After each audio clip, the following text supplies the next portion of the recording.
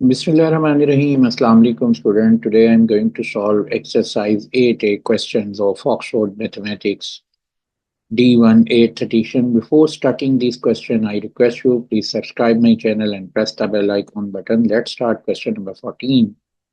A class has 40 students of which 25 are boys, 25% are boys. Given that 70% of boys pass the mathematics test, calculate the number of boys who pass the test.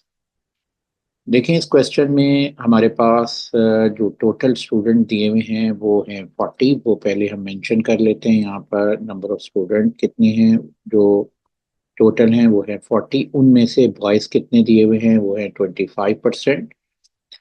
और जो पास हो रहे हैं boys वो कितने हैं 70%। तो आपने कैलकुलेट करना है कि number of boys who pass the test. तो सबसे पहले हम ये कैलकुलेट करेंगे कि जो बॉयज़ टोटल बॉयज़ कितने हैं। जब टोटल बॉयज़ आ जाएंगे उसका 70% हम लेंगे। वो स्टूडेंट जो हैं वो हमारे पास आ जाएंगे जिन्होंने टेस्ट को पास किया है। तो सबसे पहले मैं 25% ले लेता हूँ 40 का। तो 40 का 25% आप यहाँ पर मेंशन कर देंगे। तो number of boys 25% of 40 student. 25% mean होता है 25 आवर 100 और ऑफ मीन होता है मल्टीप्लाई। और 40 जो है हम एज इट इज लिख लेंगे। अब इसको सिंप्लीफाई करें तो 25 को 4 से मल्टीप्लाई करें, ये 100 होता है। तो ये 1000/100 आ गया। इसको हमने डिवाइड किया तो टोटल स्टूडेंट्स जो आ गए वो 10 हमारे पास बॉयज आ गए। टोटल बॉयज कितने हैं 10 है। अब आपने नंबर ऑफ बॉयज जो हैं जिन्होंने टेस्ट पास किया है वो कितने हैं 70% है।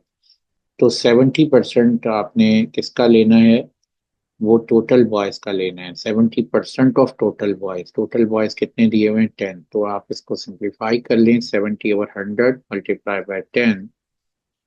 तो यहाँ पर ये वैल्यू आ गई 700/100। तो ये आंसर कितना आ जाएगा 7। तो 7 बॉयज जो हैं ये इन्होंने टेस्ट को पास किया है। अब हम आते हैं इसके नेक्स्ट क्वेश्चन पे। क्वेश्चन 15 इज x% ऑफ 330 और 330% of x is greater in value, explain your answer. देखिए यहाँ पर पहली स्टेटमेंट है x% ऑफ 330 और दूसरी स्टेटमेंट दी हुई है 330% ऑफ x। अब हम दोनों वैल्यू को कैलकुलेट करते हैं। x% का मतलब है x/100। ये मैं पहले डिस्कस कर चुका हूँ कि परसेंट का मतलब होता है 1/100। तो इसका मतलब हो गया x/100 ऑफ मीन मल्टीप्लाई और 330 हम एज इट इज लिख लेंगे। और इसी तरह 330% ऑफ x का मतलब है 330/100 मल्टीप्लाई बाय x। अब आप नोट करें कि 0 0 से कैंसिल कर दिया, ये आ गया है 33/10 x। और ये वैल्यू भी जीरो, यहाँ 0 0 से कैंसिल हुआ, ये भी वैल्यू आ गई 33/10 x। तो अब यहाँ देखें ये बोथ वैल्यूज का आंसर क्या है सेम है।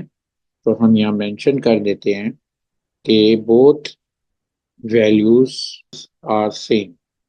तो ये ये दोनों एक दूसरे से ग्रेटर नहीं है बल्कि इक्वल है और सेम है। तो अब हम आते हैं इसके नेक्स्ट क्वेश्चन पे। Question 16, can monthly salary 1850. In particular month, he spent 20.5% of salary on room rent, 690 on food, 940 on other expense. Express the amount that he overspent as a percentage of his salary, giving your answer correct to 2 decimal place. देखिए इस question में वो कह रहा है आपने जो expenditure over spend हुए हैं उनकी परसेंटेज लेनी है। तो आपने परसेंटेज कैलकुलेट करनी है परसेंटेज आवर स्पेंट। और परसेंटेज आवर स्पेंट किसके इक्वल होगा आवर स्पेंट वैल्यू, ये इक्वल होगी आवर स्पेंट परसेंटेज इक्वल होगी hour spent value hour total salary. हमने टोटल सैलरी में कितना आवर स्पेंड किया है मल्टीप्लाई बाय 100। बेसिकली जब आप इसमें एक्सपेंडिचर लेंगे जो यहाँ पर एक्सपेंडिचर हुए हैं इसके, पहला एक्सपेंडिचर रेंट है, दूसरा एक्सपेंडिचर इसका फूड पे है, और तीसरा एक्सपेंडिचर जो है वो अदर एक्सपेंसेस है। तो जब आप इन सबको ऐड करेंगे तो वो उस सैलरी से वो वैल्यू क्या होगी, ज़्यादा होगी। तो आप क्या करोगे कि एवर स्पेंड निकालने के लिए टोटल सैलरी से माइनस कर दोगे टोटल एक्सपेंडिचर, यानी यहाँ पर आवर स्पेंट कैलकुलेट करने के लिए एक्सपेंडिचर माइनस सैलरी, क्योंकि एक्सपेंडिचर ज़्यादा होंगे सैलरी से, तो यहाँ लिखेंगे एक्सपेंडिचर माइनस सैलरी।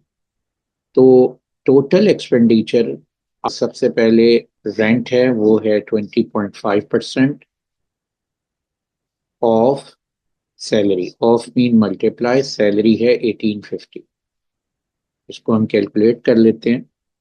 तो ये वैल्यू आ रही है 379.25। तो यहाँ हम लिख लेते हैं 379.25। और फूड पे हमारे पास जो वैल्यू है वो है 690,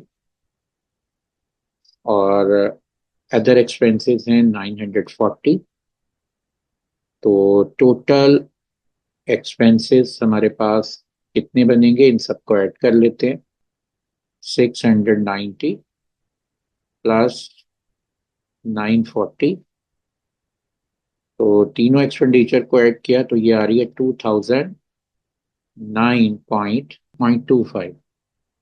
जो आवर स्पेंड एक्सपेंडिचर जो एक्स्ट्रा हुए हैं वो हमने कैलकुलेट करने हैं, क्योंकि हमारे पास सैलरी थी 1850 और एक्सपेंडिचर कितने हो गए हैं 2009.25। तो इनका डिफरेंस ले लेंगे और जो वैल्यू आएगी वो हम यहाँ पर मेंशन कर देते हैं। तो ये इसको माइनस कर देते हैं 1850। तो ये आंसर आएगा 159.25। तो आवर स्पेंड जो वैल्यू है वो है 159.25। Our spend 159.25। टोटल सैलरी है 1850, और 100 हम एज इट इज लिख लेते हैं, और ये हमारे पास एक परसेंटेज आ जाएगी। एक बात जहन में रखें, किसी भी वैल्यू की परसेंटेज लेनी है। अब देखें आवर स्पेंड वैल्यू को अब हम कैलकुलेट करते हैं। तो इसको हम 159.25 उसको डिवाइड कर देंगे 1850 से, और मल्टीप्लाई कर देते हैं 100 से। तो ये परसेंटेज में वैल्यू आ गई 8.608। 8.608%। इसको 3SF में अगर मैं वैल्यू लिखूं तो ये 8.61% आंसर आता है। 17, there are 600 pages in a novel. Imran reads 150 page on Friday, 40% of remaining pages on Sunday.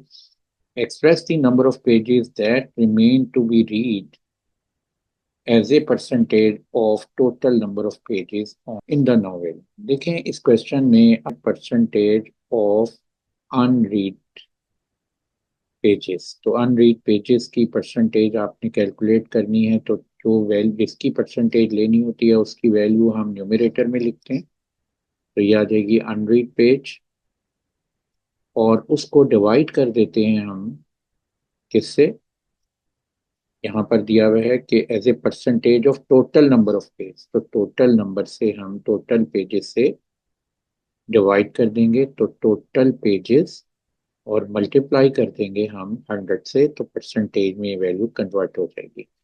तो अनरीड पेज कैलकुलेट करने के लिए हम सबसे पहले देखेंगे कि जो पेज रीड हुए हैं कितने हैं। तो यहाँ पर जो टोटल पेज दिए हुए थे वो हैं 600। उसमें से 150 जो है उसने फ्राइडे को रीड किए हैं। ये देखिए, reading page on of the novel on Friday are 150, तो हम यहाँ 150 पेज लिख लेते हैं। जो अनरीड पेज रह गए हैं, रिमेनिंग अनरीड पेजेस, तो ये वैल्यू आ जाएगी हमारे पास 600 माइनस 150, और ये टोटल नंबर ऑफ पेजेस आ जाएंगे 450। अब इसमें जो पेज हमने रीड कर किए हैं संडे को वो है 40% ऑफ रिमेनिंग पेजेस जो हैं वो कितने रह गए थे 450, तो ये हम लिख देंगे 40% ऑफ 450। इसको सिंप्लीफाई कर लेते हैं तो ये वैल्यू आती है 40/100 ऑफ मीन मल्टीप्लाई 450। ये जीरो इस जीरो से कैंसिल, ये जीरो इससे जीरो से कैंसिल हो जाएगा, ये आ जाएगा 180 पेज। तो ये संडे को हमने जो पेज रीड किए हैं वो 180 हो गए। तो अब यहाँ पर टोटल अनरीड पेज, तो वो पहले 450 रह गए थे, उसमें से 180 जो है उसने संडे को रीड कर लिए हैं, तो 450 में से 180 जो है उसने संडे को रीड किए हैं, वो हम उसमें से माइनस करेंगे। तो इसका हम डिफरेंस ले लेते हैं, ये वैल्यू आ जाएगी 270। तो अब इसका percentage of unread unread pages आ गए हैं 270 out of total pages. Total हमारे पास जो टोटल पेज आ रहे हैं वो टोटल कितने हैं 600। तो 270 आवर 600 मल्टीप्लाई बाय 100, तो ये वैल्यू बन जाएगी। 100 को 600 से डिवाइड करें तो ये 6 आ जाएगा, और ये वैल्यू आ गई 270/6, और 270 को 6 से डिवाइड करें तो ये 45% हमारा आंसर आ जाएगा अनरीड पेज का। अब हम आते हैं इसके नेक्स्ट क्वेश्चन पे। Question number 18, the maximum number of marks attainable at a mathematics competition is 60। Cheryl obtained 40 marks, David 46, Vasi 49 marks. Examination board decide those who score 80% above get gold award, who score 70% to less than 80 will get silver award, and those who score 60% or less 70% will get a bronze award.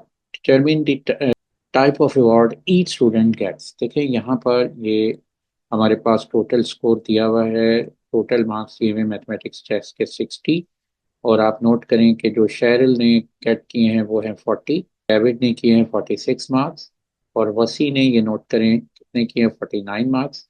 अब हमने इसकी percentage gate करनी है इन तीनों की, उसके award जो है हमने मेंशन करनी है कि किसको गोल्ड मेडल मिला है, किसको ब्रॉन्ज और किसको सिल्वर। तो पहले हम इनकी परसेंटेज कैलकुलेट कर रहे हैं, और परसेंटेज ऑफ शेरिल मार्क्स को कैलकुलेट, या किसी भी स्टूडेंट के मार्क्स की कैलकुलेशन परसेंटेज कैलकुलेट कैसे करते हैं।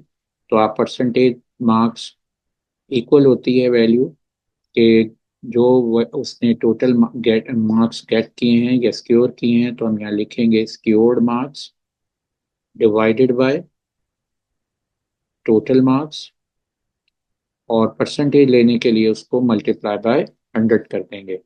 यानी उसने जितने मार्क्स किए हैं आउट ऑफ टोटल उसको मल्टीप्लाई कर देंगे 100 से, तो ये वैल्यू परसेंटेज में कन्वर्ट हो जाएगी। तो शेरिल के मार्क्स कितने दिए हुए हैं 40, और टोटल मार्क्स कितने हैं 60, मल्टीप्लाई कर देते हैं 100 से। और इसी तरह हम डेविड के लिख लेते हैं परसेंटेज। तो डेविड ने लिए हैं यहाँ पर 46, और ये आउट ऑफ कितने हैं 60, और मल्टीप्लाई 100, तो ये परसेंटेज में वैल्यू आ गई। और थर्ड वैल्यू है वसी की, वो है 49 आउट ऑफ 60 मल्टीप्लाई बाय 100। इसको हम सिंप्लीफाई कर लेते हैं, तो ये वैल्यू आ रही है हमारे पास, जीरो जीरो से कैंसिल हो गया, और ये टू से इसको डिवाइड करें, टू टू ज़ार 4, 2 टाइम्स 3 इज 6, तो ये वैल्यू आती है 200/3।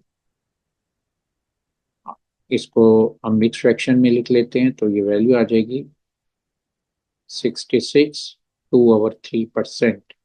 इसी तरह इसको हम सिंप्लीफाई कर लेते हैं, तो यहाँ पर ये इसको जीरो जीरो से कैंसिल किया, और ये वैल्यू हो गई 2 टाइम्स 23 46, 2 टाइम्स 3 6, तो ये वैल्यू आ गई 230/3। और 230 को 3 से डिवाइड करें तो ये आंसर आता है 76 2/3। हम यहाँ पर मेंशन कर देते हैं 76 2/3%। और नेक्स्ट है हमारे वैल्यू दी हुई है 49/60 मल्टीप्लाई बाय 100, तो इसको भी हम सिंप्लीफाई करें तो ये वैल्यू आती है 490/6%। तो इसको हम मिक्स फ्रैक्शन में कन्वर्ट करते हैं, तो ये आंसर आ जाएगा 490/6। तो 81 टू आवर 3%, तो ये वैल्यू आती है 81 टू आवर 3%। अब आप देखिए कि यहाँ पर जो गोल्ड है वो कितने परसेंट पे मिल रहा है, 80% पे गोल्ड मेडल है, तो यहाँ पर 80% या उससे ज़्यादा जो स्कोर है उसको क्या मिलेगा, गोल्ड मेडल। तो यहाँ मेंशन कर देते हैं, अब वसी जो है उसको गोल्ड मेडल मिल रहा है, गोल्ड अवार्ड या गोल्ड मेडल लिख लें। और जो वैल्यू है इसका स्कोर 70 या लेस देन 80, वो सिल्वर ले रहा है। तो 70 और लेस देन 80, यानी 70 और 80 के बिटवीन, तो उसको सिल्वर है। तो ये सिल्वर अवार्ड किसको मिलेगा, डेविड को, क्योंकि ये 76% है। तो ये सिल्वर अवार्ड है, और इसकी जो सिल्वर अवार्ड की रेंज थी 70 टू 80% पे सिल्वर अवार्ड था।